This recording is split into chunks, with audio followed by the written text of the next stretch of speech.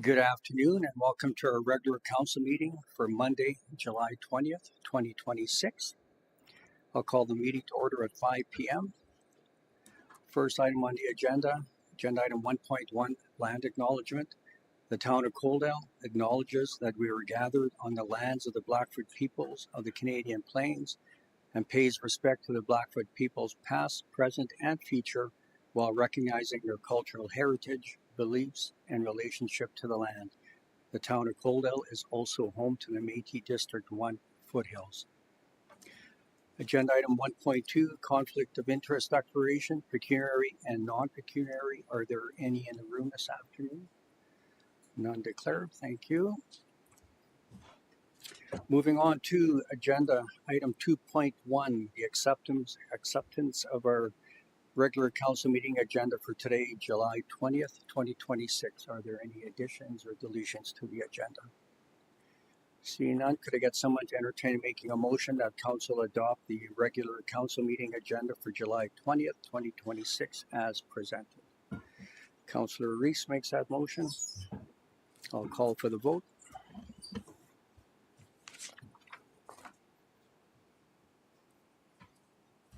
And that is carried. Moving on to agenda item 3.1, adoption of the previous minutes for June 29th, 2026. Were there any errors or omissions in those meeting minutes?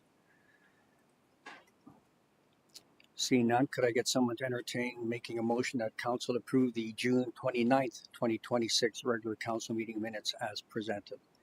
Councillor Pickering makes that motion. I'll call for the vote.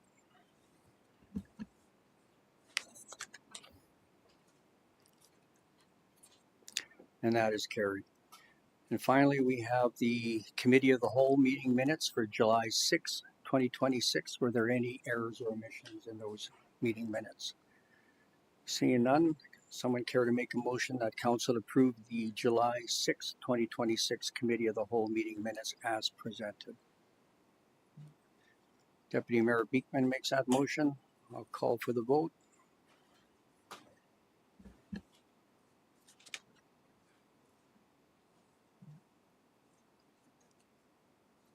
And that is carried. So first item on the agenda this afternoon, agenda item 5.1, we have a public hearing regarding agenda item, again, 5.1, Land Use Bylaw Amendment 940-P-05-26 regarding rezoning from residential R1A to direct control. Can everybody hear me out in the atrium? So my name is Jack Van Ryn. I'll be chairing this public hearing. All questions and comments shall be directed through myself as the chair. Public hearing procedures are as follows. Council is here to listen to the information presented and make a decision on the matter that is subject of this hearing. This is a formal hearing and is not a debate. Everyone wishing to speak, and I've been given a list from our municipal clerk who has pre-registered, will be given an opportunity to speak once to the matter as it's called upon by myself as chair. Each presenter must state his or her full name, their address, and their interest in this matter, including whether they are in support or opposition. Individuals who do not identify themselves will not be given the opportunity to speak. I will give all the speakers an opportunity to speak up to 5 minutes and on the presentation, and are encouraged when speaking to keep the presentation to point and refrain from reinstating points raised by previous speakers if possible. So if a speaker brings up something that was already discussed, then I'm going to stop you from speaking to that again. And if a new presentation regarding materials are provided, you are required to email a copy or give our municipal clerk a hard copy. So at this time, I would like to ask our Director of Growth and Investment and our Deputy CAO, Cameron Mills, to introduce the subject matter of this public hearing. Thank you very much, Mayor Van Ryn and Council. I have the opportunity today to speak to you with respect to Bylaw 940P0526. What we're doing here today is holding a public hearing for this bylaw, which received first reading a few months ago and is going to be given the opportunity for presentation to Council and to hear from the proponent as well as the public prior to consideration of further readings, as is standard procedure for these types of matters. Before I do that, we did receive some additional correspondence after the agenda was circulated. So if it pleases Council, I'd like to take the opportunity to distribute that to you now.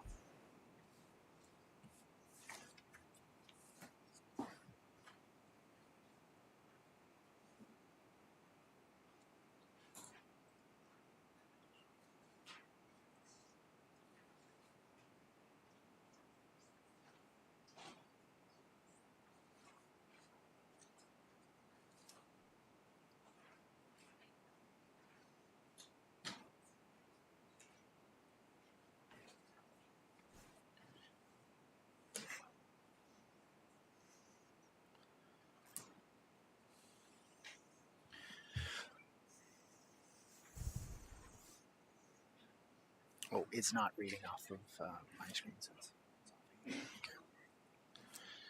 Very good. So proposed bylaw, sorry, this is an older version. So the bylaw is 940-P-05-26, and the subject lands are lots 5 and 6, Block 20, Plan 6476AA, which is to say 1511 21st Avenue.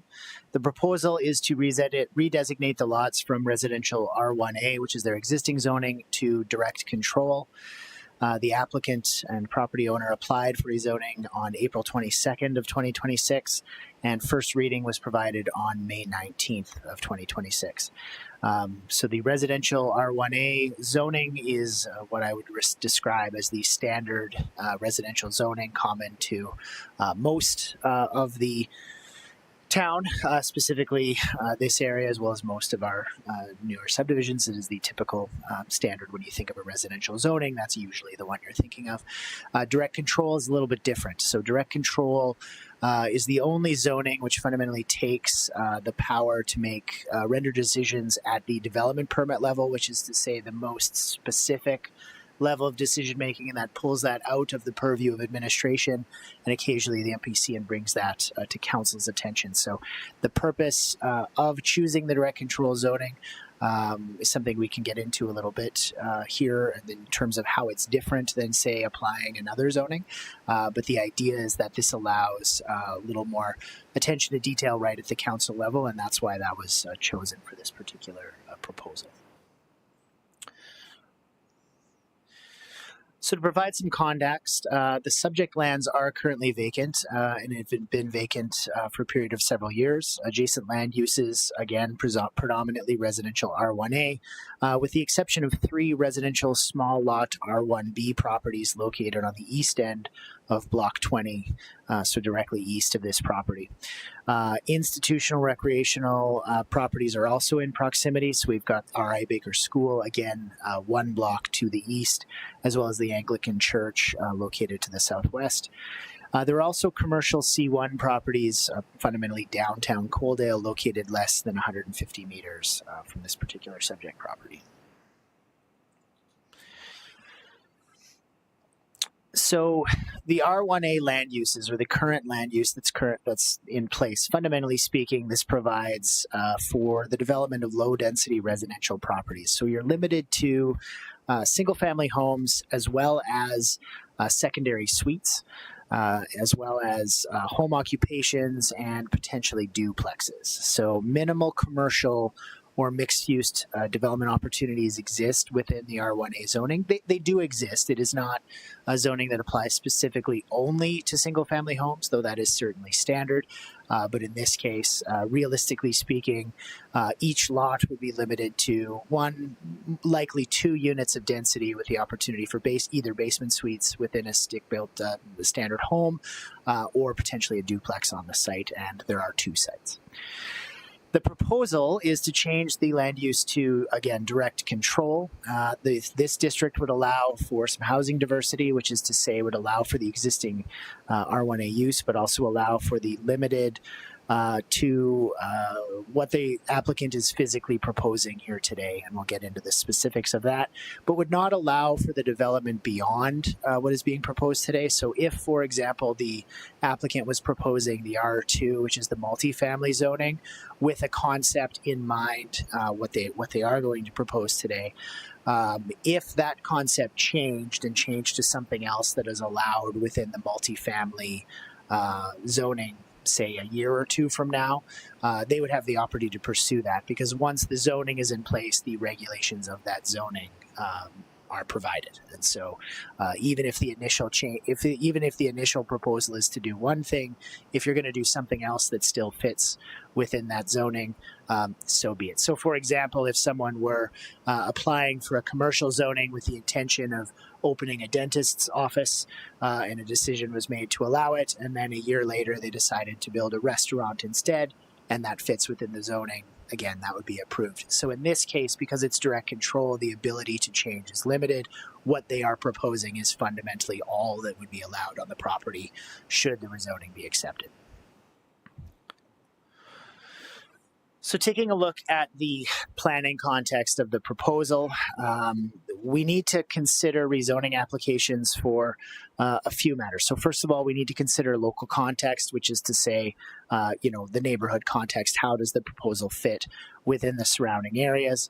We also need to consider planning context. So how is the proposal with respect to consistency with community plans? So for example, we have a document, technical term is the municipal development plan, typically called the town plan, and this is a document that provides overarching guidance in terms of how development within the community is intended to take place. That is a document that is done every few decades or so. So it was most recently updated in 2018. There was a full comprehensive review and rewrite of that document, and that was updated at that time.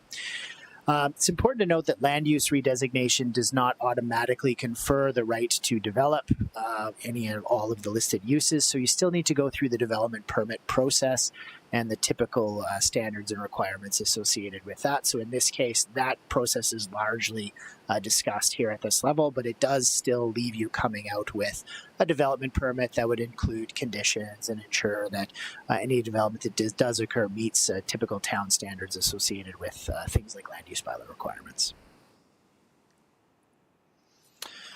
So taking a look at the town plan or the municipal development plan, this is a long-range plan. So this is intended to provide 25 or 30 years of guidance in terms of how the town is supposed to develop. It's the document my department typically uses when we're meeting with prospective investors to talk to them about what our expectations are for the community. It really defines the community's vision and goals and outlines the policies and strategies that are going to guide future development within the community. And it was founded on a significant amount of community feedback. So when we look at the town plan, we should recognize that over 900 respondents were involved in the ultimate creation of that particular document. It is one of the more significant, meaningful public engagement processes that the town has engaged in over a period of the last decade. So the town plan includes, obviously, a significant amount of text. There's also maps. So this is a map outlining various areas of the community. Highlighted in gold are what would be discussed as areas of growth. So those are undeveloped areas that at the time did not include area structure plans, which would provide comprehensive guidance of the development of a specific area. So you'll notice Cottonwood, for example, or the area around the golf course or the Westgate area are not in gold, nor are they in red. Those are areas that have area structure plans that speak specifically to those areas. The other areas, because they don't have area structure plans, really look to the town plan for guidance. So the areas outlined in gold there, what we would call it areas of growth, and in red are known within the town plan as areas of change. So within the town plan, it provides policies, and again, these policies are what we as staff use to guide and direct folks that meet with us that are interested in exploring opportunities within town. Some of the key policies that reflected here and deal with this particular issue include Policy 2.2, which is that we strive for a target of 10% of new development to be built within existing areas. So those areas identified within that previous map as areas of change, the target for the community is to see 10% of new development to occur within those areas. Policy 2.3 is to encourage the development of secondary suites and multi-unit dwellings where appropriate to increase density in existing neighborhoods and to take advantage of existing infrastructure. So that's reflecting the fact that the town plan outlines the fact that seeking improvements or increases in density where appropriate is in line with the town's overarching goals to ensure efficient and effective use of infrastructure, which ultimately keeps the cost of operating the town more feasible. Policy 2.9 is that multi-unit dwellings shall be dispersed throughout the community and not segregated to an individual area or areas. So the idea behind Policy 2.9 is that we're supposed to be seeking growth of multi-unit development in all areas or sort of throughout the community. Where that would necessarily not be the case would be where there are area structure plans, because area structure plans, so for example in the Cottonwood community, would provide more specific reference in terms of where things are going to go. Those unplanned areas or those areas which are governed by the town plan would be expected to meet this particular metric. Policy 2.10, multi-unit dwellings shall be encouraged to locate in the following places. Where possible, within 400 meters walking radius to downtown, to parks, to trail systems, and to schools, and ideally on corner lots whenever possible. Policy 2.13, to ensure residential density targets are achieved by the development of a diversity of dwelling styles in neighborhoods including single detached dwellings, row housing, secondary suites, and apartment buildings. Policy 2.19, the diversification of the town's housing stock shall take place through an increase in various types of multi-unit and non-single detached housing that supports a variety of lifestyle and tenure options. With respect to engagement with the bylaw, notice of the bylaw and public hearing was circulated to surrounding property owners in accordance with the requirements of the land use bylaw. It was also advertised in the Sunny South News for a period of 2 weeks and was posted on the town's online engagement platform.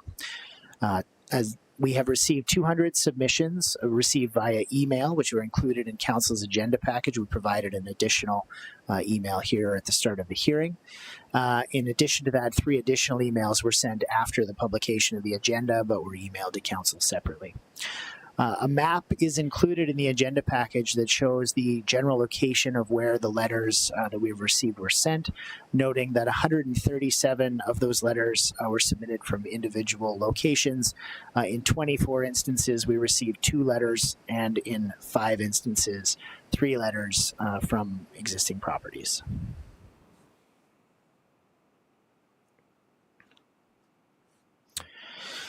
Council should hear from any person, group of persons, or persons representing themselves who claim to be affected by the proposed bylaw or resolution, and it's really up to the individuals to determine whether or not they are impacted by this particular bylaw. And after considering the representations made to it about the proposed bylaw or resolution at the hearing, and after considering any other matter it considers appropriate, Council will have the opportunity at that point to either pass the bylaw or defeat the bylaw at that time. So we'll consider the bylaw itself later in the meeting. That takes place after the public hearing is closed. So with respect to the applicant's proposal, and I'm going to give the applicant the opportunity to describe things in more detail, but I'll just provide a bit of an overview. The applicant, VW Holdings, are owners with a long-term interest in Coaldale and this area specifically, so the Weirs and Vishers. The owners are currently operate a 7-unit rental building, which is approximately 2 blocks away, located on 1303 22nd Avenue. Their proposal as submitted was an 8 units of 2-bedroom multifamily rental building, and that was to be located on the double lot. The site area included a 14,000 square foot building, which would have covered 32.7% of the property, which is substantially below the 80% property coverage requirement. The parking would have been with 9 off-street stalls, which would have included 1 barrier-free parking stall, as well as there are 7 on-street parking stalls available. That would have included new sidewalk, landscaping, and a screened waste enclosure as per their proposal. The applicant, in their letter of support included as part of their application, notes that the project is responsible infill that makes an efficient use of an underutilized, already serviced lot. This is positioned by the applicant as consistent with town plan objectives, using existing serviced land and diversifying housing options beyond single detached dwellings. It is intended, per the applicant, to serve local rental demand from single people living on fixed incomes, young couples starting out, and small or younger families working towards their next housing step. And the owners state that they intend to retain ownership and manage the building long term and to engage directly with neighboring residents, which did in fact occur. And we'll note that the initial proposal was heard on May 19th, so obviously a significant delay between May 19th and now. That was at the applicant's insistence. Typically, we would have a public hearing 3 weeks after the initial bylaw. The applicants in this case wanted to take the time to have the opportunity to speak to the community before the public hearing occurred, and they did in fact take the opportunity to do so. So following that, the applicant has provided a revised response. So following their own engagement with neighbors over the 2-month period, the applicant submitted a revised concept later in June 2026. They have reduced the proposal from 8 units to 6 and have added additional on-site parking. So 12 stalls are accommodated on site, utilizing on-street parking to meet full parking requirements.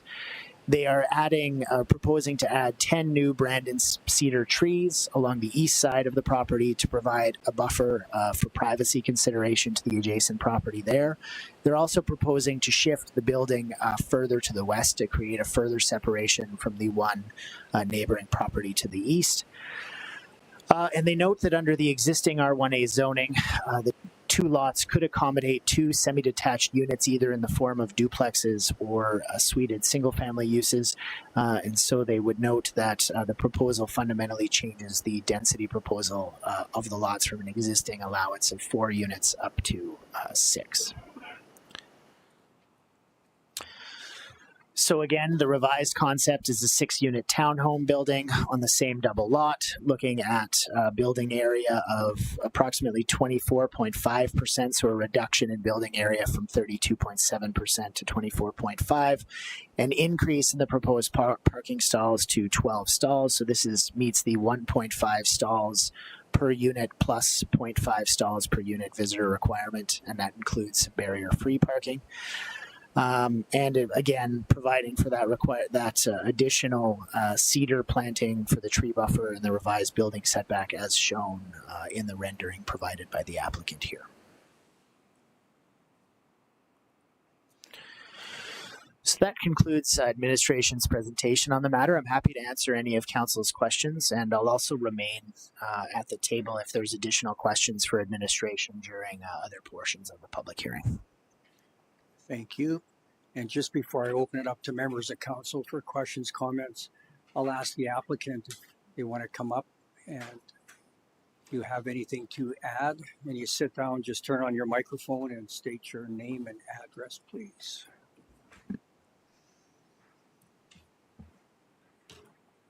My name is Kelly Wires. The address is 2015 21st Street here in Coaldale. Cam did a great job of sharing all the information I was hoping for. I just have this to speak. So is this my time to speak? Is that fair? Okay. So thank you, Mr. Mayor and Council, for letting us present today. Thank you as well to the gallery, to the neighbors, and to everyone that's been involved in this process. We truly appreciate the opportunity to be here. Even though there may be different perspectives on this application, we do appreciate the feedback we've received in the process that has brought us here today. I want to begin by acknowledging that this is the second time we have come before Council with the rezoning application for a multifamily build. It has been a couple of years since our first application, and this time we are approaching the process differently. The first time we did not fully understand what it takes to navigate a process like this, and looking back, there are things that we could have done better. So the question is, why are we trying again? For us, it comes down to our why. My partner, Lauren Vischer, and myself, we came together in 2020 and purchased a 7-unit apartment building on the corner of 13th Avenue and 22nd Street. We did that for a number of reasons, but two of the biggest ones was we love Coaldale, and we wanted to invest in the town together. Real estate was one of the ways we felt we could do that. And it was something we were both passionate about, and we had each been involved in real estate personally, but together decided to pursue it more intentionally. We have been managing that building now for over the past 6 years, have truly loved the work of caring for the property, working with the tenants, helping provide good homes for people that need them. As we operated that building, we saw firsthand how significant the need for housing was. Every time we would advertise for a vacancy, we'd end up with a waiting list. We looked at other existing buildings here in town and that we could possibly buy and continue operating the same way, but there was just none available. They were full, vacancy was effectively a zero rate. It also did not solve the overarching problem of Coaldale needing more rental units. So we began asking a different question, what if we could not buy, could we build? That led us to the purchase of this lot on the corner of 16th Street and 21st Ave, and to explore the possibility of building something similar to what we already operate successfully less than 2 blocks away. When we first applied about 2.5 years ago, we believed that we had a proposal that aligned with a number of the town's planning goals.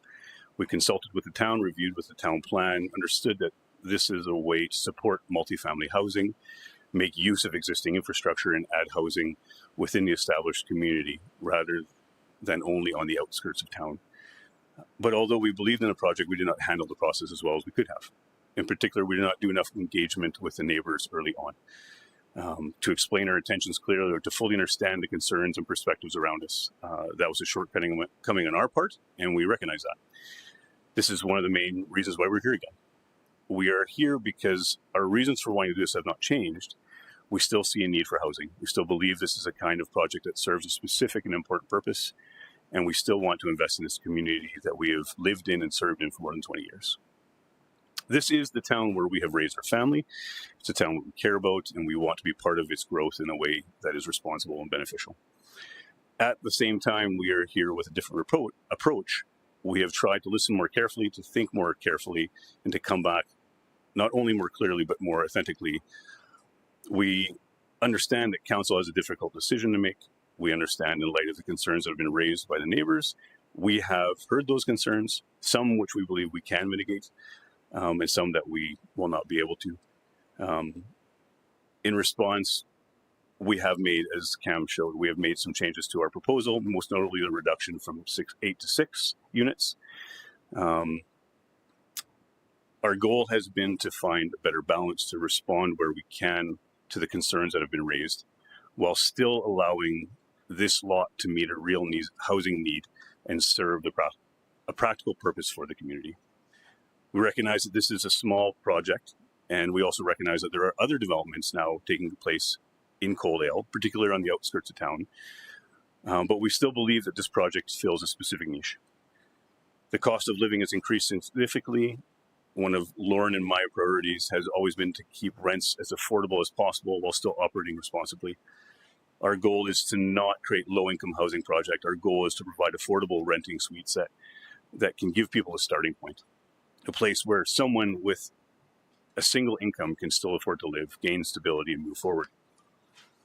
That is the model that we have tried to follow in our current unit, and what we are hoping to do the same with this project.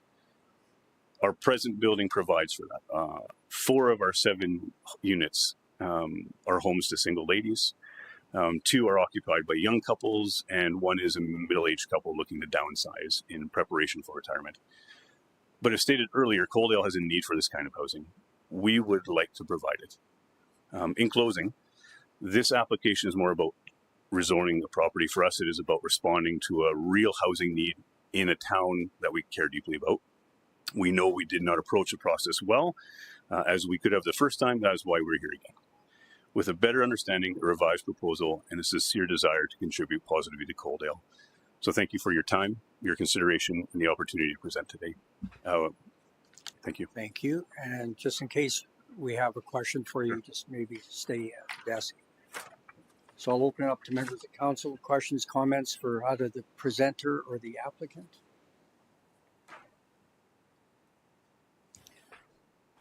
Deputy Mayor Beekman.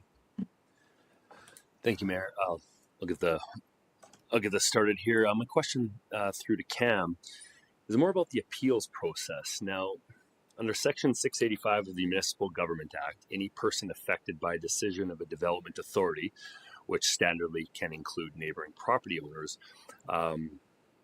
can appeal the approval or conditions of a development permit to the Subdivision and Development Appeal Board. Now, under direct control, correct me if I'm wrong, but that mechanism is no longer available to the residents, correct? That's correct. And so the trade-off is really fundamentally one of where, the opportunity to take obviously an issue which is far more detailed, a level of discussion than typically would be seen at the council level, is, provided that opportunity, provide for the opportunity for a public hearing, all the rest of that. But the downside to direct control certainly is that because it is a decision of council rather than a decision of Municipal Planning Commission, the opportunity for the Subdivision Development Appeal Board to reconsider the application does not exist. Thank you for that. Thank you. Further questions, comments? Councillor Chapman. Yeah, thank you, Mayor, and through to Cam, if I may. 2 questions. Number 1, in your package or in the correspondence that was received by your administration, was there any letters or any correspondence that were in favor of the application? Thank you for the question. Not that I recall, which is not, I will say, not untypical. Typically, I've been doing the job for 8 years. Typically, when we receive correspondence, it is opposed to applications. So that is fairly standard, I would say. Thank you. Second question, if I may, Mayor, through to Cam again. Following up on Deputy Mayor Beekman's questions on direct control, it appears to me that this mechanism seems to be used more commonly than we ever used to see it before. And I just say that mainly because, to me, direct control usually is, in this case, would be used to almost circumvent due process through a normal application process. And I feel that the merit of a development should appear as something that would be used for a development purpose, rather than trying to use another mechanism to identify an idea that really wouldn't fit the normal process. Yeah, thank you for the question. I would say, speaking from my professional experience, I do disagree with your assessment of the idea of this being circumventing the process. This is part of the process. Part of the process includes the opportunity to consider things for direct control. The reason direct control is being pursued here fundamentally is because the town of Coaldale's land use bylaw, it's almost 30 years old. And we fundamentally have one zoning, R2, which governs all forms of multifamily development. And in many instances, that's okay. So in areas where we have area structure plans, for example, area structure plans might provide a limit on what type of use within an R2 zoning can exist. But in the case where you don't have an area structure plan to provide governance, the direct control provides us with an opportunity to look at a proposal like this one, which is really from the perspective of multifamily, relatively insignificant. And the reason I say that is that there's a significant difference between a 6-unit or an 8-unit building and a 42-unit high-rise building, right? Which is theoretically possible on any R2 zoning lot. And so the reason for consideration here is to say, yes, the applicant is saying, yes, we are trying to provide for multifamily, which is in increase in density relative to the neighborhood, but only in a very limited way. And so the intention of doing DC rather than R2 is to provide, should it be accepted, surrounding landowner certainty that while the density is in fact increasing, it's increasing exactly in the way that is being proposed, without the opportunity for the developer to come back and say, oh, I've come up with another idea which does fit the R2 criteria and therefore really should be approved. So it provides a level of certainty and a level of security in council's mind that if you do make the admittedly difficult decision to move forward with the zoning, that you have some certainty that it's not going to extend beyond what was discussed at this meeting.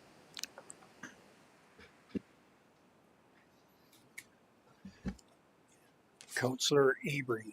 Thank you, Mayor. Just a follow-up to Councillor Chapman's comment then.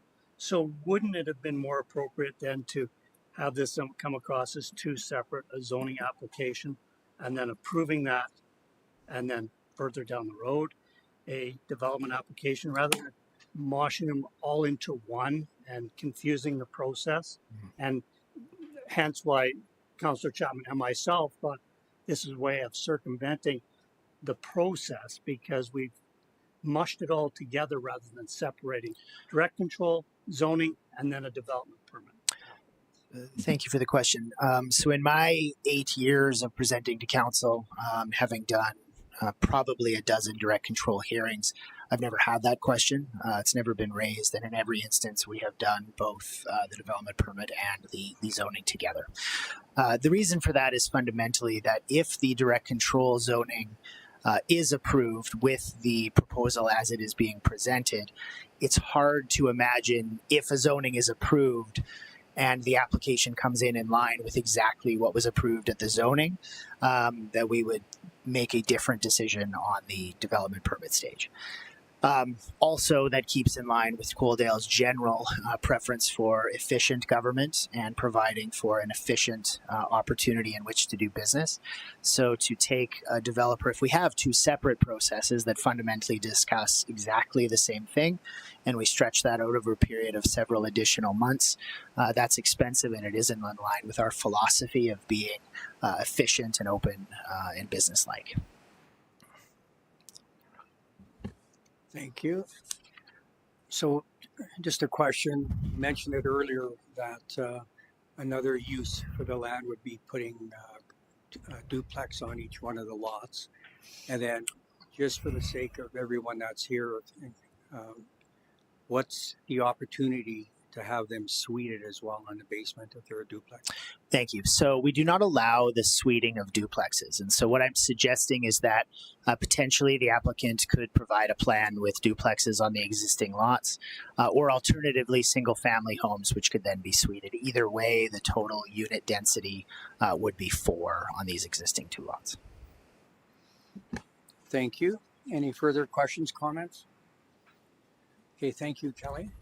And then we're going to open it up to the people that signed up. And the first person I'm going to ask up is Adam Parker.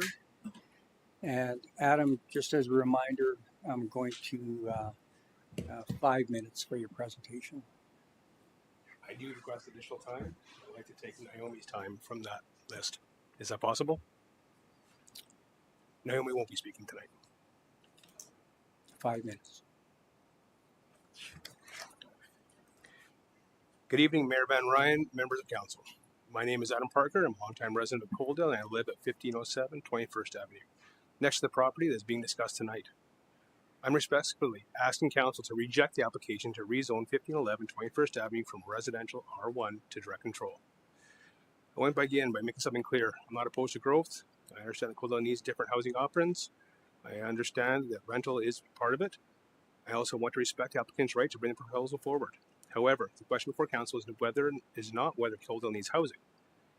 The question is whether the particular R1A property in this established residential neighborhood should be removed from the existing zoning and placed under direct control to allow for a 6-unit development. The surrounding neighborhood is predominantly made up of low-density, single-family homes. A multifamily development that already exists nearby was planned as part of the neighborhood from the beginning. Residents can see those developments, understand the land use patterns, and make informed decisions before purchasing their homes. This proposal is different. This is a one-off request to change zoning on an individual R1A property because the development being proposed is not allowed under the existing zoning. The applicant has reduced the proposal from 8 units to 6. They have added trees, maintained parking, moved the building further away from the neighboring property. Those efforts can be acknowledged. But reducing the development from 8 to 6 does not resolve the fundamental problem. It remains a multifamily development being inserted into an established R1A neighborhood. It remains more intensive than what is currently zoned for and intended accommodations. Landscaping may provide screening, but trees do not create parking spaces. Moving the building does not eliminate additional traffic, noise, loss of privacy experienced by the neighbors. Coaldale already has residential zoning districts designed for multifamily developments. Direct control should not become a convenient compromise for when the existing zoning does not permit the development and an applicant prefers. Direct control is supposed to be an exceptional and intended for situations where the regular land use districts are inadequate and where the greater public interest has been clearly demonstrated. So, I believe Council must ask 2 important questions. What is exceptional about this property, and what is the greater public interest being served by rezoning it? The property was previously considered for a multifamily rezoning in 2023. The application was rejected by this Council on a vote of 5-2. That decision matters. The property has not moved. The surrounding R1A neighborhood has not changed. The lack of area structure plan has not changed. The concerns about parking, traffic, density, privacy, neighborhood compatibility have not disappeared. What has changed, the proposal has been reduced to 6 units, and the requested zoning has changed to direct control. Direct control should not be used to find another route around previous decisions simply because preferred development cannot proceed under the established zoning. There's also issue of parking. Under the normal parking standards contained in the land use bylaw, a 6-unit development will require significantly more parking than what is being proposed.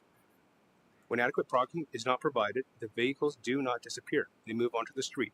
That affects snow removal, traffic, movement, visibility, emergency access, and daily lives of people already living in the neighborhood. Council should also carefully consider what direct control means for residents. Future development permit decisions within direct control district may not have the same independent appeal process available through the Subdivision and Development Appeals Board. This is not simply a decision about one building. It's a change to the regulatory system governing the property and may remove an important level of protection for surrounding residents. The community response to this has been clear. Approximately 200 letters of opposition were submitted. Opposition has come from residents throughout Coaldale, not only from the immediate neighbors. Signs have been placed on lawns across the community. 2 former members of Town Council have also submitted letters opposing this rezoning. This is not a small group of people who are afraid of change. It is a broad community response from residents who understand that this decision could reach far beyond one property. Approving this application may not create a legally binding precedent, but it will create a planning precedent. The next applicant will simply point to this decision and ask why another R1A property cannot be treated differently. Families make the largest investment of their lives when they purchase a home. They look at the streets, the surrounding properties, the traffic, the lots, the zoning, and they make that investment with a reasonable expectation that basic character of the neighborhood will be respected. Zoning should not be untouchable, and communities should evolve, but spot rezoning in an established neighborhood should require compelling and clearly demonstrated public benefit. Coaldale already has hundreds of rental properties in new developments where density, roads, parking, service, housing types were planned together from the beginning. We can't support housing without placing established neighborhoods under constant pressure from individual rezoning applications. Council can support growth and still protect neighborhoods. Council can support responsible infill while insisting that it remain compatible with the surrounding area. Council can respect the applicants and their efforts while still deciding that direct control is not appropriate for this property.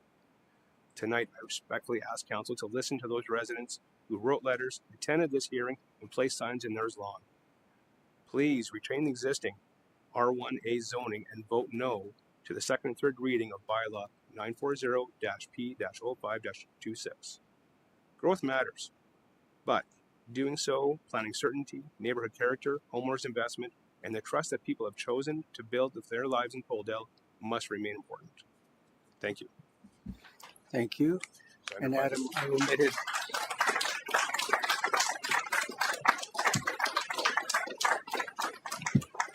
And Adam, I omitted to ask you at the beginning your civic address, and just for the public record, you're located directly east of this property that's being applied for. It's 1507 21st Avenue.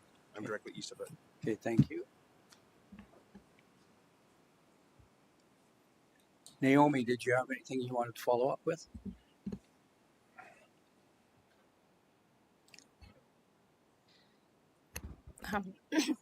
Good evening. My name's Naomi. Sorry, I get really nervous.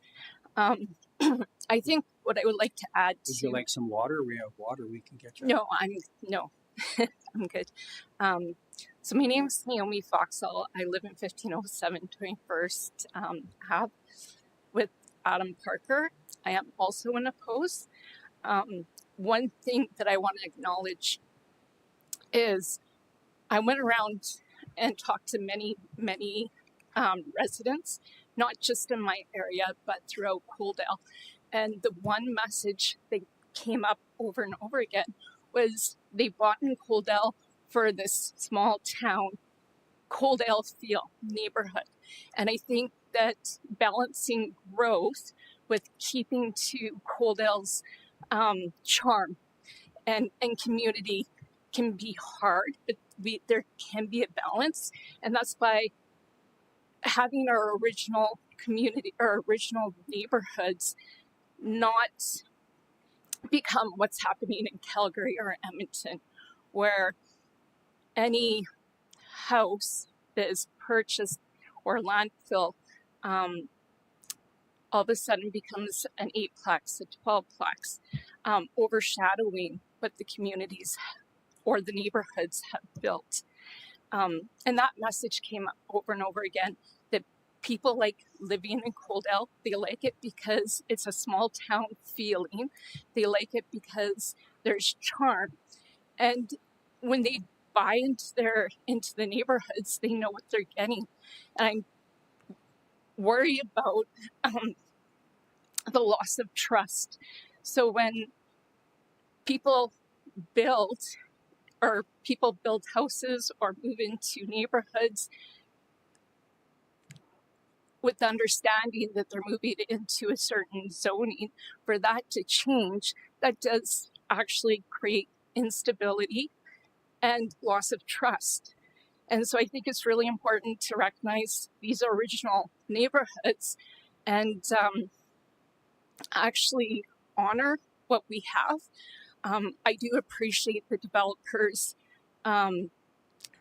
changes that he's made.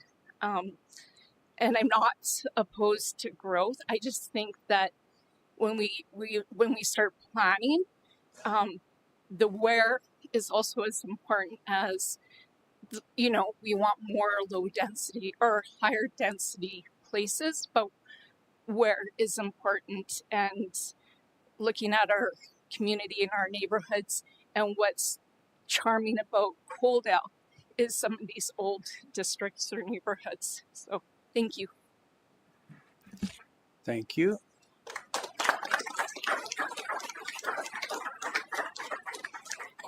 Lauren, did you have anything you wanted to say? If you could state your name and address, please. Yes, my name is Lauren Vischer. I live at 107 Fairway Drive. I am a co-applicant with Kelly, and I basically don't want to reiterate everything's been said by Cam or by Kelly, but I do want to somewhat address the fears and concerns of my fellow neighbors. We have a great community, a community that I want to share with other people. And as a landlord, I have come across some fantastic people who would really like to move into this community. Our solution is to propose this sixplex. Very excited about it. I do want to address the issue of direct control. This was in no means a method of circumventing the process. This was actually a method we thought would be more transparent to our neighbors. As you heard earlier, applying for a zone, R2 zoning, leaves that property open to many types of developments. And we heard that the last time we did this. So we thought, no, we are going to go to direct control. This is what we are offering. This is not a bait and switch. We think this unit would be perfect for this lot, price-wise, size-wise. The facts have all been presented by your town council, by your town administrator. So I'm not going to rehash those. But the direct control concerns, no. And to our neighbors, I applaud them for their rallying together for one point and making a point of that they say no. And I respect that. I am obviously on the other side of the page on that, and I respectfully disagree with them. I am hoping there's some way that we can alleviate their concerns and prove to them that Coaldale, that neighborhood that we live in, is a great community to share with more people. Thank you. Next, Mike.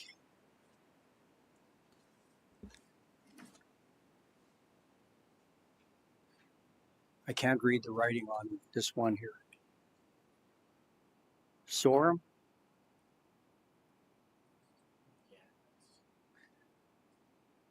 Civic address is 2108 16th Street. Okay. Okay, thank you. And then Cal. Civic address 2011 16th Street. Okay.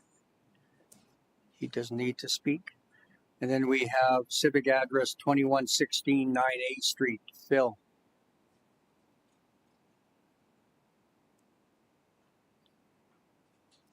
I don't see anybody stepping up for that one. And finally, we have Jacob Clausen. Jacob, are you in attendance? Want to speak? I take that as a no. Okay, thank you. So that concludes everybody on the list that signed up to speak.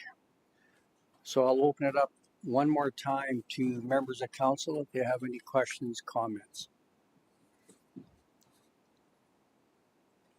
So seeing none, I will now ask council if they have sufficient information to make a decision on land use bylaw amendment 940-P-05-26 regarding rezoning from residential R1A to direct control.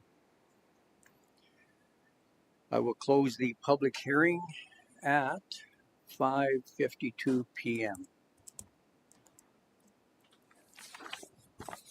For all our guests this evening, this is going to be coming up further down the agenda. You're welcome to stay for it. It'll be agenda item 7.1, I believe. Yes, 7.1. So you're welcome to stay for that. Thank you to everyone that participated in the public hearing. Moving on to a business arising from the minutes, we have agenda item 6.1 regarding the downtown area redevelopment plan engagement update. And we have our senior planner, Crystal Scheit, presenting. Crystal, whenever you're ready.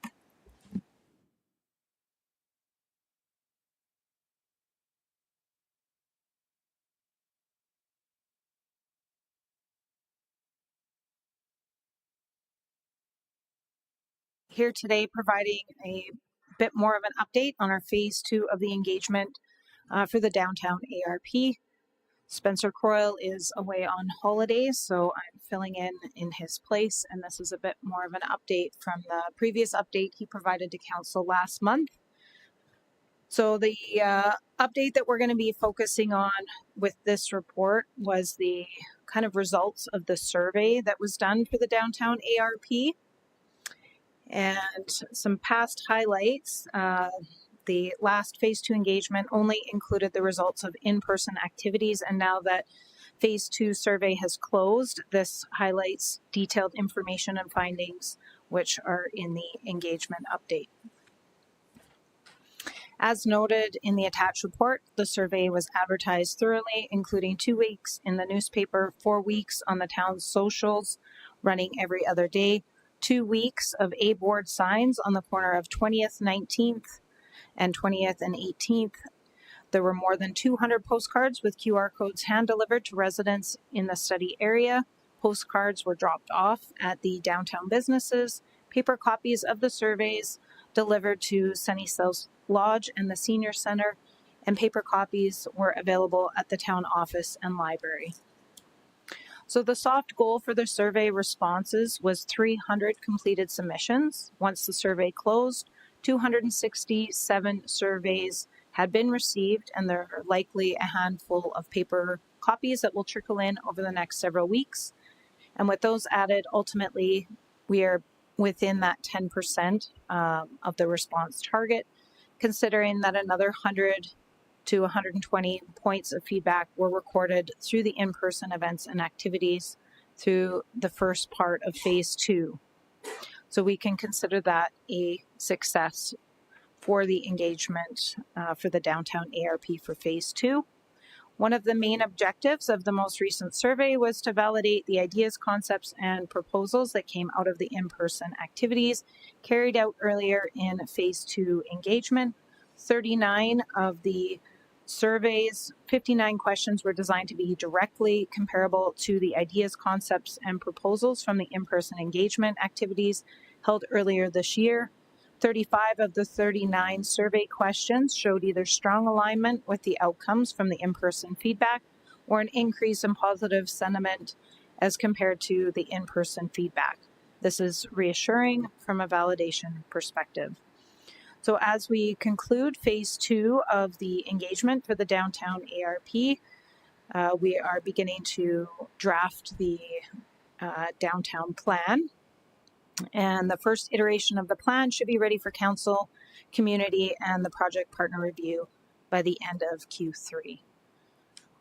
So based on what was attached to the agenda packet, does council have any questions, or would they like to dive deeper into any one particular page of the update? Thank you. I'll open up members' council. Questions, comments? Seeing none, could I get someone to entertain that council receive this report in downtown ARP phase 2 engagement update for information? Councillor Chapman makes that motion. I'll call for the vote.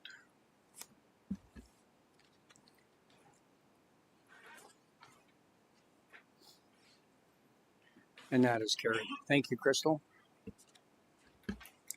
Moving down to agenda item 6.2, the 20th Avenue and 8th Street four-way stop. And we have our Director of Infrastructure, Dustin Yanke, presenting. Dustin, whenever you're ready.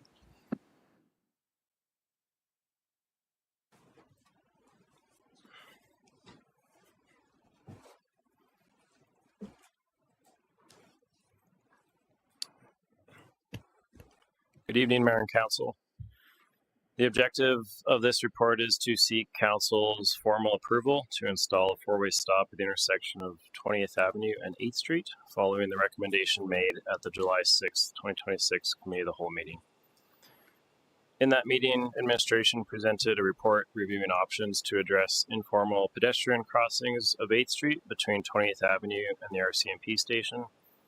Committee endorsed the installation of a four-way stop at the intersection of 8th Street and 20th Avenue and requested that administration bring forward proposals for a mid-block crossing along 8th Street, as well as paving of shale pathways in the vicinity of Eastview Park during this fall's capital budget deliberations.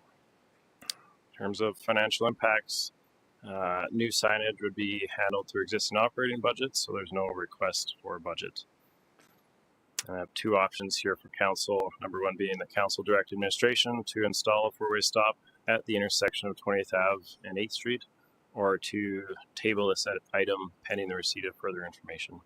Happy to answer any questions from council. Thank you. Questions, comments? Councillor Chapman. Thank you, Mayor. Thank you, Dustin, for bringing this forward. speaking in support. My only question to you is how much information does Alberta Transportation need to know about this, or is this mainly a municipal issue for us? We can handle this internally. There's no need to engage with Alberta Transportation. Okay, thank you. And so that means that 845 and Highway 3 will stay the same, and they don't need to be informed about our other changes. Yeah, this is just for changing the signage at that one intersection. So we're just adding the 2 stop signs. Oh, yeah. Okay, yeah, thank you. Thank you. Any further questions, comments? Seeing none, our decision options, the council direct administration to install a 4-way stop at the intersection of 20th Avenue and 8th Street, or option 2, that council table this item pending the receipt of further information. Anybody care to sponsor one of those? Councillor Pickering beat you to the punch here. Councillor Pickering, what would you like? Turn your microphone on and state that, please. I would like to have option 1 approved. There's a motion on the floor by Councillor Pickering that council direct administration to install a 4-way stop at the intersection of 20th Ave and 8th Street. I'll call for the vote.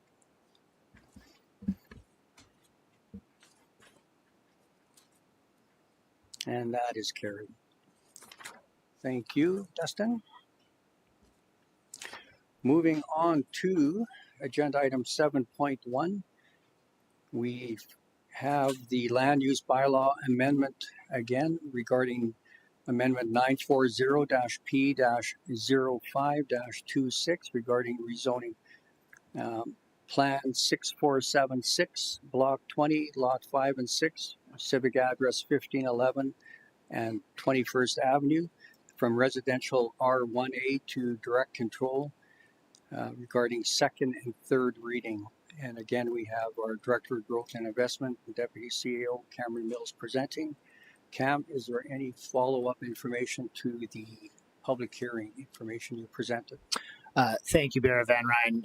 No, I believe we had the opportunity to address the issue appropriately at the public hearing. Obviously, we had some questions from council that we had the opportunity to address.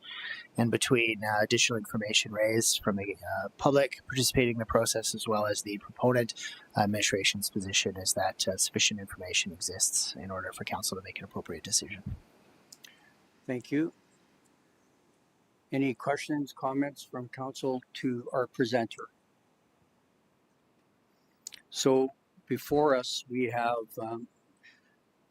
second and third reading. So for our guests, we need to pass second reading, and then we will move forward to third and final reading. And if the second reading is not passed, then the proposal is defeated. So I'll ask one more time, questions, comments from members of council? Seeing none, I'm looking for someone to sponsor that council approves second reading of land use bylaw amendment 940-P-05-26.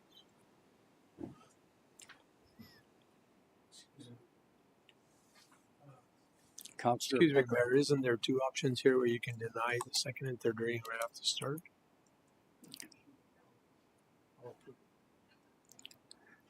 So, no, we're going to go with each reading individually. Okay, thank you. Because if second reading isn't passed, it's defeated regardless.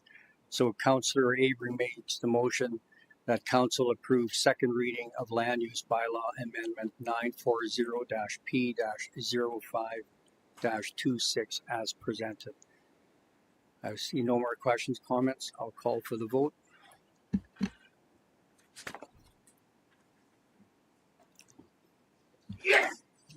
And that is defeated.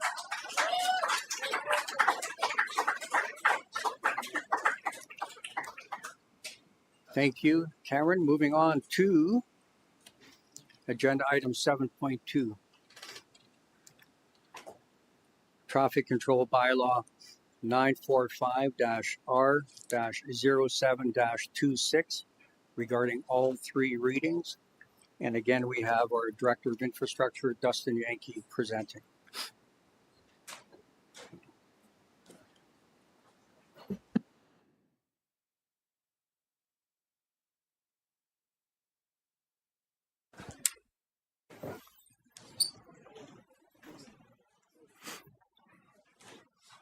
Thank you, Mayor.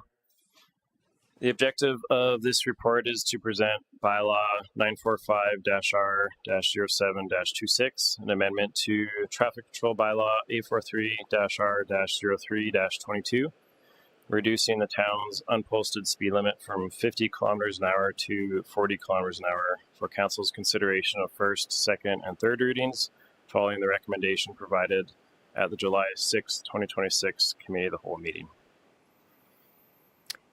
At that meeting, administration presented a report summarizing speed data collected across Coldell between 2021 and 2026, the collision severity evidence supporting a reduced speed default limit, and the experience of other Alberta municipalities that have made the same change.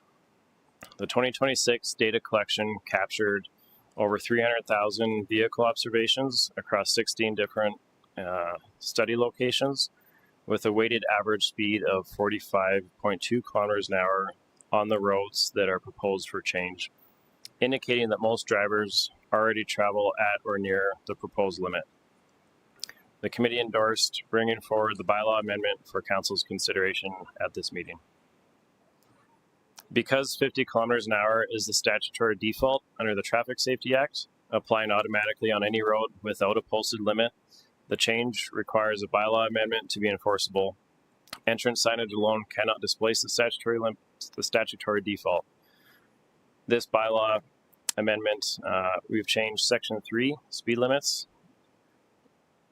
specifically Section, or Clause 3B, I should say, with a new clause establishing a 40-kilometer maximum on all highways under the direction, control, and management of the town, unless otherwise posted, while preserving the town's obligation to sign any limits that differ from the default.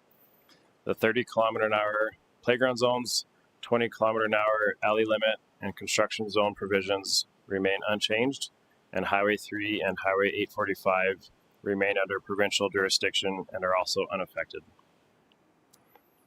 The bylaw provides for a coming into force date of September 1st, 2026, allowing the legal change, entrance signage installation, and public awareness campaign to land together.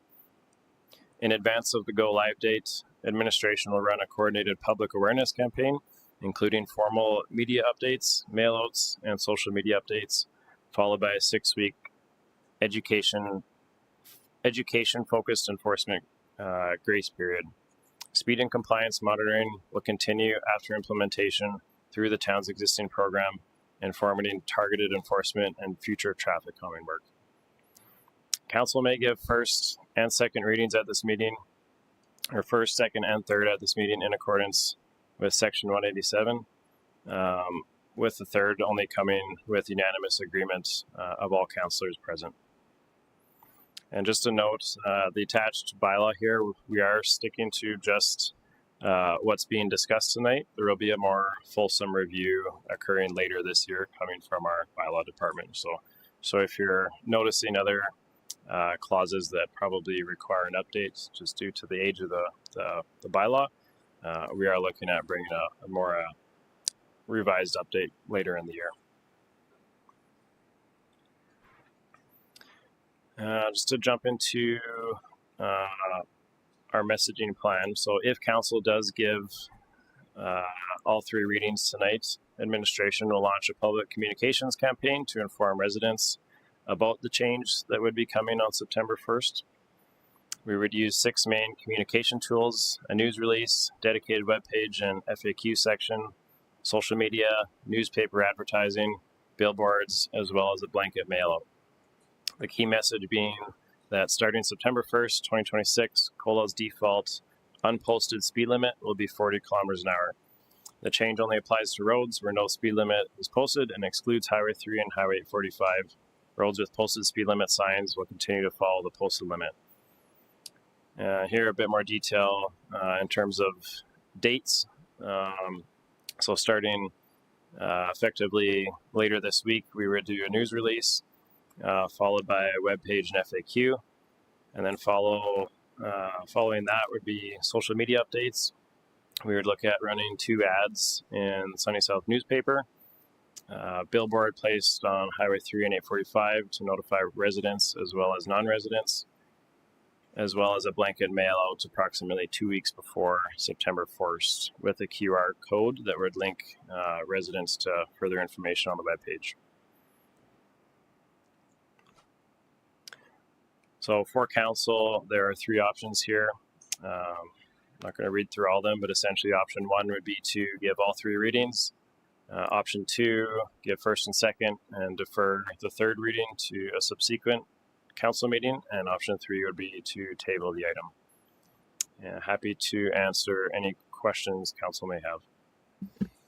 Thank you. I'll open up members of council. Questions, comments?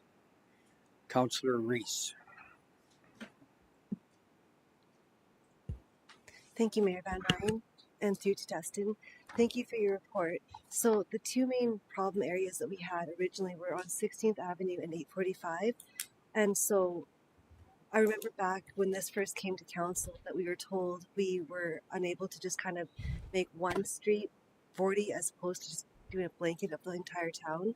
So my question is, since we've had municipal enforcement out in the roads, has the speeding reduced on the 845? And I mean, 16th Ave is under construction right now, but have you noticed a reduction in it? I can't speak for our bylaw department directly. I think it'd be a little hard to gauge just for the short amount of time that they have been in force. I would say in probably 5-6 months time that we could chat with the bylaw department to give an update on what the new data looks like, because we still will continue to collect data with our traffic analyzers. So I think the short answer is it's probably too soon to tell, but I would presume, even anecdotally, I've heard that there has been a noticeable presence in the community. So I think there would be, it will aid in the future. I think it just takes a bit of time to see it in the data.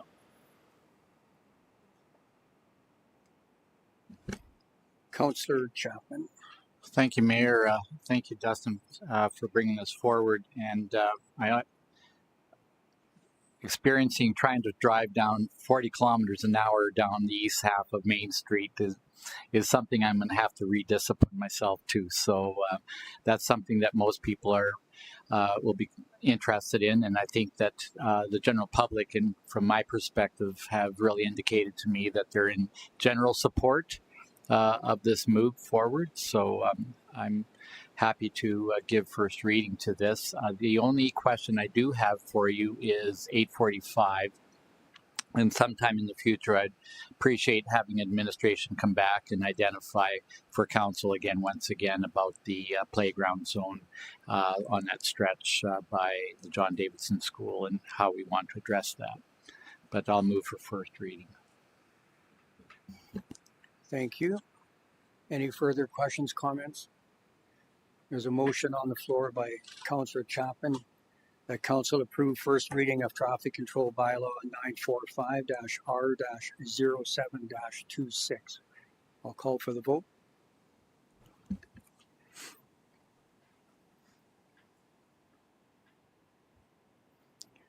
And that is carried.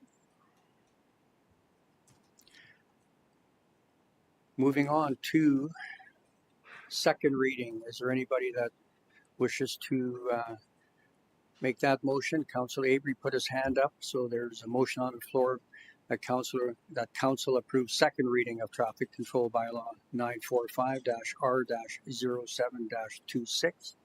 Seeing no more questions, comments, I'll call for the vote.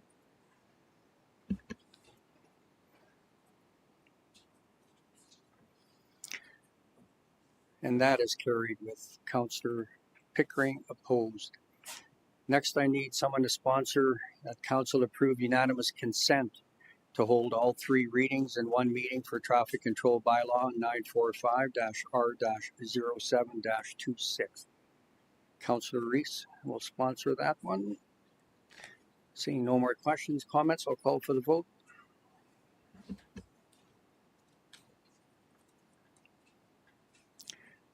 And that is carried. And finally, I need someone to sponsor that council approved third and final reading of traffic control bylaw 945-R-07-26. Deputy Mayor Beekman makes that motion. I'll call for the vote.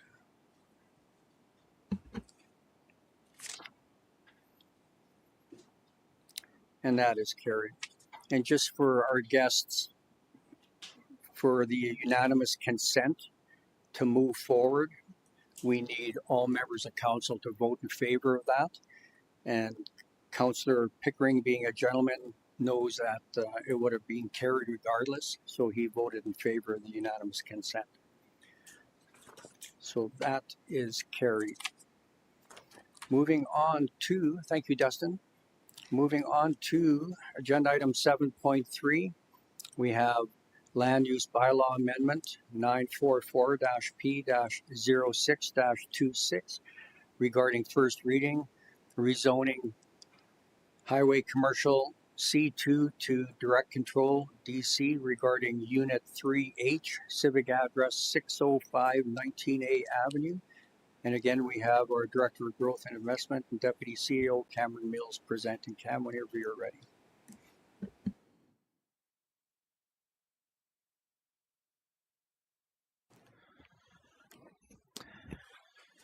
Thank you very much. So I have an opportunity to discuss another very interesting and sometimes controversial land use development matter. In this particular case, also a rezoning to direct control, though for different reasons. So Land Use Bylaw Amendment 944-P-06-26 is being presented to Council for consideration of first reading. And so the purpose of this bylaw is to rezone one particular unit within a building about to begin construction in order to allow for the consideration of one particular use. So in this particular case, the bylaw is to allow for the consideration of allowing for a cannabis retail facility to be located within a commercial development currently being proposed in East Coaldale. As Council will recall, direct control rezoning is required in order to consider this particular use. This particular use requires direct control consent and is not allowed in any other form or in any other zoning. We have considered a number of these types of hearings over the years. We have previously approved a cannabis retail facility in downtown Coaldale located where previously 3G Eatery was located just to the east and to the north of this building. We've had other considerations of other sites located within downtown Coaldale, as well as we've considered a similar issue for the unit in West Coaldale, where I believe Domino's is now currently located. And so this is an opportunity for us to consider an application that's before us here and to consider those particular merits. So the unit 3H, 605 19A Avenue, so that's a unit, again, in the commercial development to be constructed in East Coaldale, so just directly east of the RCMP station along 19A Avenue. The applicant, Ken Costello. The adjacent units in the area are all going to remain within that C2 zoning, and we do note that the proposed location is appropriately set back from parks and playgrounds, hospitals, other cannabis retail facilities, liquor stores, and schools, which are the requirement of the land use bylaw. With that said, we do ask that Council provide first reading of the bylaw so that it can be brought to life for consideration at a public hearing down the line. In this particular case, the public hearing would take place in September, which is the next available council meeting. Thank you. Councillor Avery has a question or comment. Thank you, Mayor. Thank you, Cam. So are we guaranteed there's no liquor stores going into this complex? Because cannabis stores are direct control, where a liquor store is not direct control. Thank you for the question. So we're not guaranteed, and in fact, the reading of the bylaw is that the rules are unidirectional, right? And so the rules have to do with the siting of a cannabis retail store. Once it is in place, it is in place. So it doesn't create a buffer where, for example, we could not locate a hospital within 300 meters of it or a liquor store within 100 meters of it. So, for example, we have a cannabis retail facility here that's been operating for a number of years. Once the cannabis retail store is in place, later we have a daycare that seeks to operate around the corner, which is technically within 100 meters of it. The fact that the cannabis retail store is in place does not prevent the daycare from making application to Scheit. However, if the daycare was there first, it would be a strong consideration in considering a new cannabis retail location. So it doesn't prevent a liquor store from going in later. At this time, we don't have any approved use like that. Thank you. Any further questions, comments for our presenter?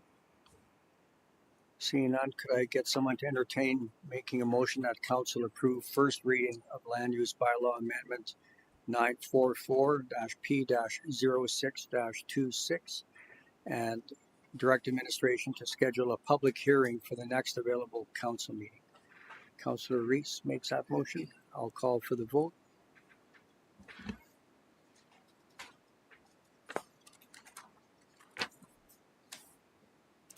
And that is carried with Councillor Avery and Councillor Chapman opposed. Thank you, Cameron.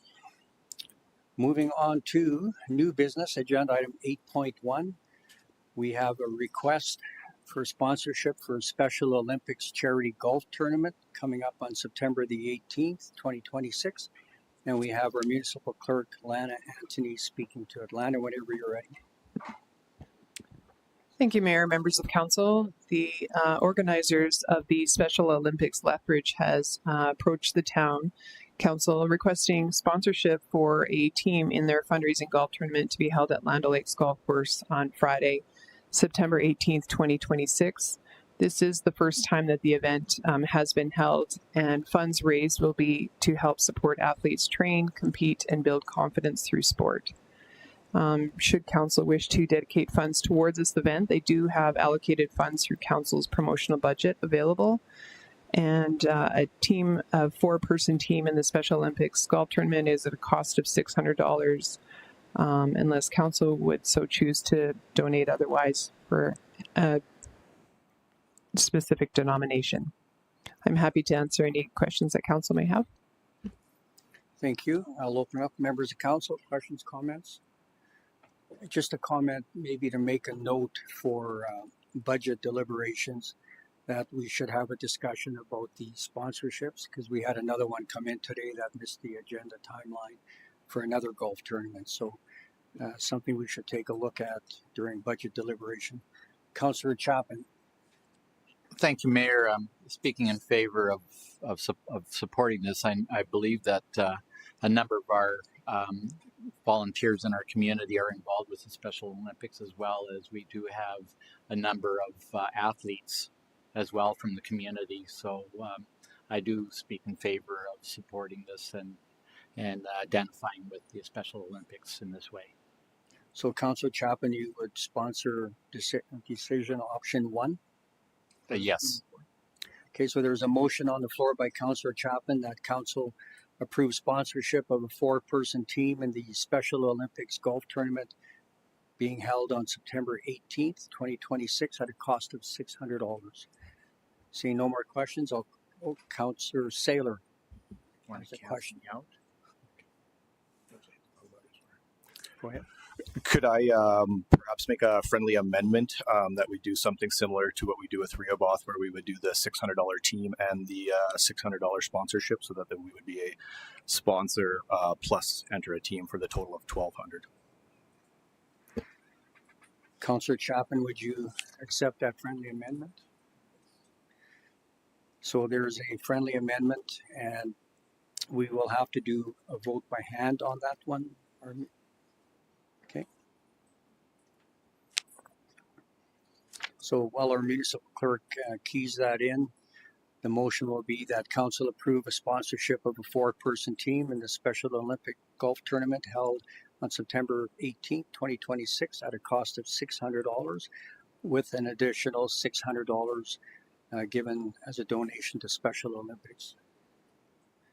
Seeing no more questions, I'll call for the vote on that.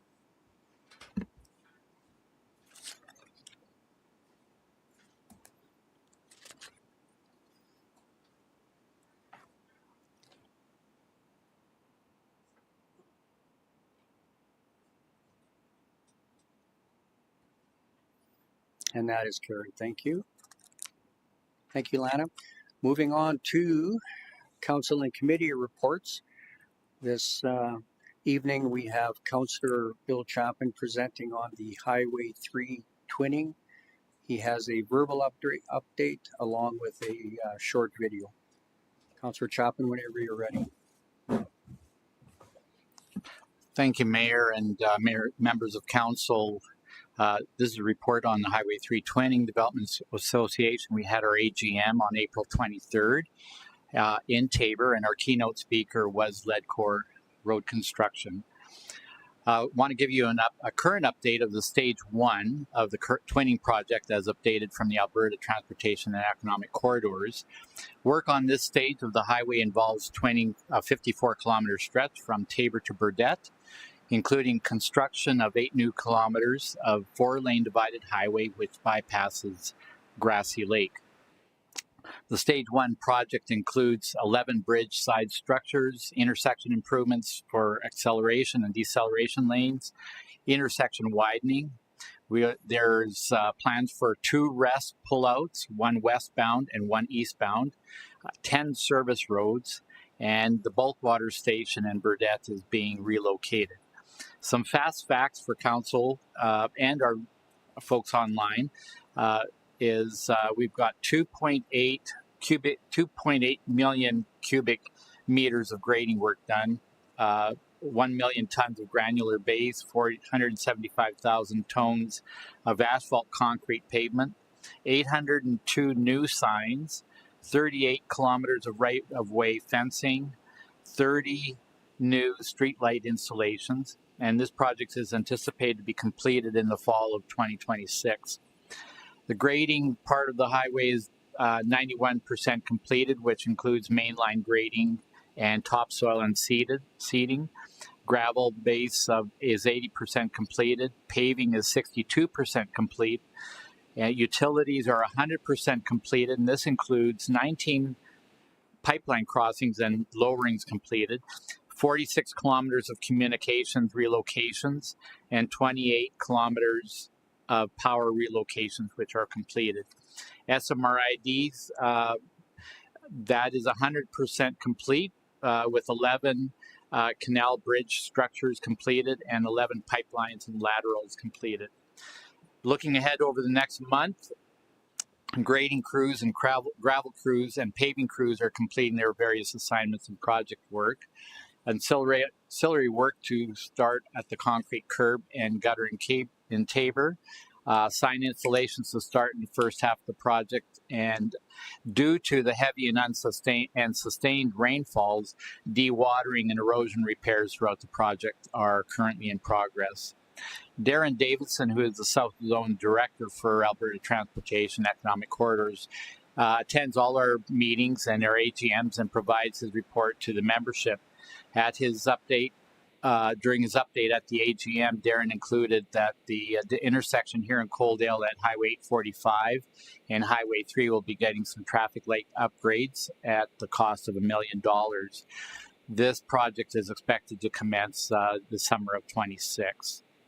The association is delighted that the 2026 provincial capital budget, that $172 million was allocated for commencing stage 2 of the twinning project, which will be starting in 2027. The Highway 3 Twinning Development Association has formed a series of public videos which addresses the imperative need to continue twinning. At this time, I would like to show council and those watching online one of our shorts which illustrates the value of twinning Highway 3.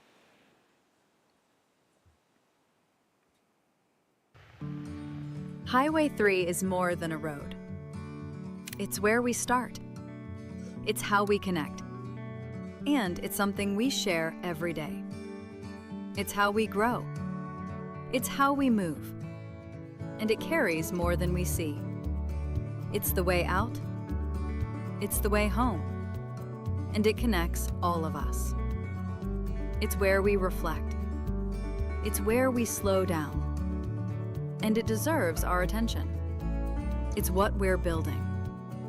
Not just for today, but for years ahead.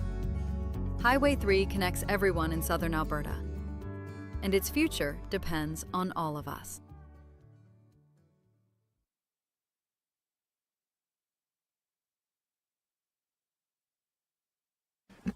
Thank you. And Councillor Chapman, you'd be willing to make the motion that council receive the verbal Highway 320 report as information? I'll call for the vote.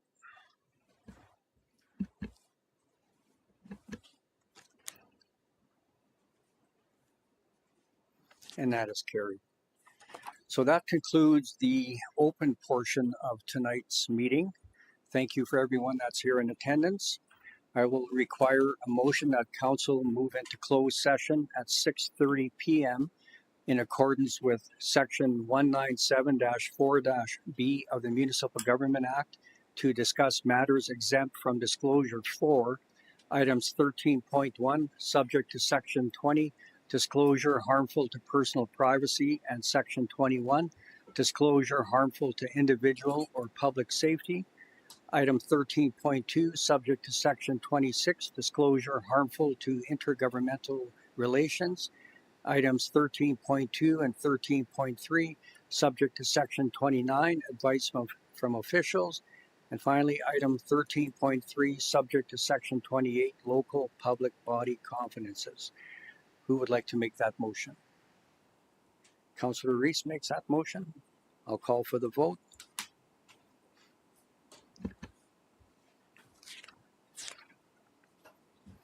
And that is carried. We shall take a 10-minute break.